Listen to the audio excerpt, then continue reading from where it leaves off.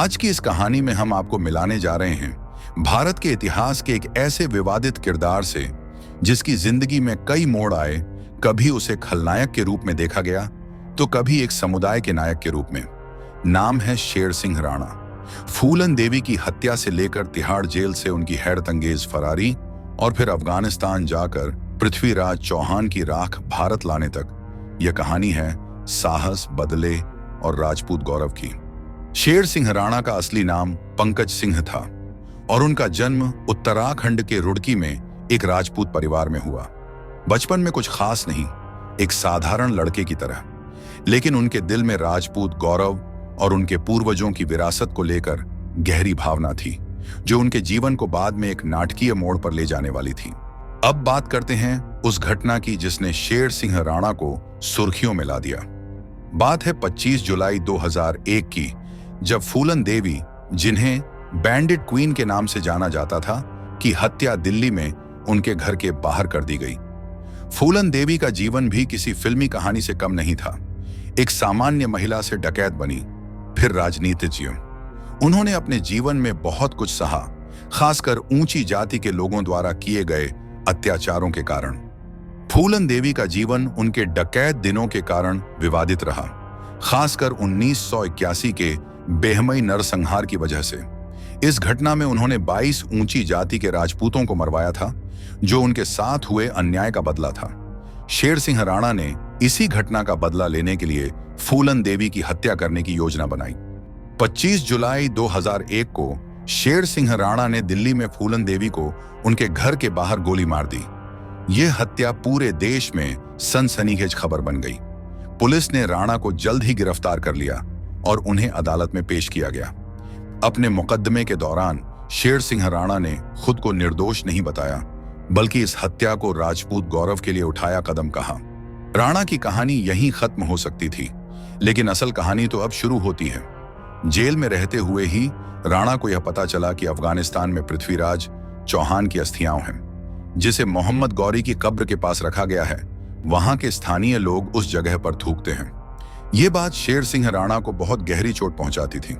एक राजपूत के रूप में उन्होंने इसे अपने पूर्वजों का अपमान समझा और उनका मन एक बड़े फैसले के लिए तैयार हो गया। 2004 में राणा तिहाड़ जेल से भागने का फैसला किया। इसमें उन्होंने अपने एक दोस्त संदीप की मदद ली। उनका दोस्त जेल में एक पुलिस की वर्दी में आया और उन्हें यह कहकर जेल से बाहर ले गया कि उन्हें कोर्ट में पेशी के लिए ले जा रहा है। लेकिन कोर्ट जाने के बजाय वे मुरादाबाद की ओर बढ़े। मुरादाबाद में पहुंचने के बाद राणा ने अपने रिश्तेदारों से संपर्क किया, जिन्होंने संदीप के जरिए उन्हें 1 लाख रुपए भेजे। इसके बाद राणा ने रांची की यात्रा की, जहां उन्होंने संजय गुप्ता के नाम से एक पासपोर्ट के लिए आवेदन किया। पासपोर्ट के लिए 2 महीने की प्रतीक्षा के दौरान उन्होंने गया और वाराणसी का दौरा किया और अपने मिशन के लिए जरूरी चीजें जैसे पैसे का बंदोबस्त किया। पासपोर्ट आने के बाद राणा कोलकाता गए, जहां उन्होंने बांग्लादेश के लिए 3 महीने का वीजा प्राप्त किया, जिसके बाद वह बांग्लादेश गए और फिर वहां से दुबई और फिर अफगानिस्तान पहुंचे। अफगानिस्तान पहुंचकर राणा ने गजनी में अपना काम शुरू किया। वहां एक पत्रकार बनकर घूमते थे और कैमरे से उस जगह का वीडियो लेते थे जहां पृथ्वीराज चौहान की अस्थियां रखी गई हैं। कई दिनों तक उस जगह की वीडियोग्राफी और रिकॉर्डिंग करने के बाद उन्होंने एक रात मोहम्मद गौरी के कब्र के पास रखी गई पृथ्वीराज चौहान की अस्थियों को खोदकर निकालने का निर्णय लिया और उन्हें सफलता मिली। चुपके से उन्होंने उनकी अस्थियों को खोदकर निकाला। उसके बाद उन्होंने भारत आने का सफर शुरू किया। भारत आते ही उन्होंने पृथ्वीराज चौहान की अस्थियों को उनसे जुड़े राजपूत संगठनों को सौंप दिया ताकि उनका आदरपूर्वक अंतिम संस्कार किया जा सके। अपनी इस अफगानिस्तान यात्रा के बाद शेर सिंह राणा लगभग 2 साल तक फरार रहे। वे देश के अलग अलग हिस्सों में छिपते रहे और उन्हें कुछ राजपूत समर्थकों से मदद भी मिलती रही। लेकिन 2006 में पुलिस ने उन्हें कोलकाता में फिर से गिरफ्तार कर लिया।